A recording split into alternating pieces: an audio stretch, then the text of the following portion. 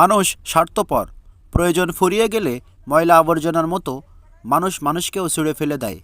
আজকের এই ঘটনাটি তার বাস্তব প্রমাণ। যশোরের ঝিকরগাছা উপজেলার উপজেলা স্বাস্থ্য কমপ্লেক্স রোড সংলগ্ন এমএল হাই স্কুল মোড়ে গত 27শে নভেম্বর।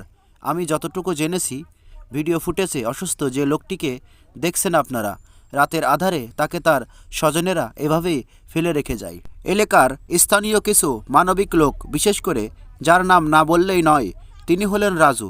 তার সার্বিক সহযোগিতায় বর্তমানে অসুস্থ লোকটির খাওয়া দাওয়া, চিকিৎসা চলছে।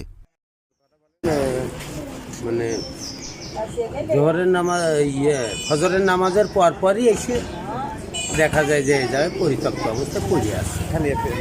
ফেলে দিয়ে গেছে। এটা কে বা কাহারা ফেলে রেখে গেছে এটাকে জানি না। তারপরে আমরা অসুস্থ লোক দেখে এটা যতটুকু পারতেছি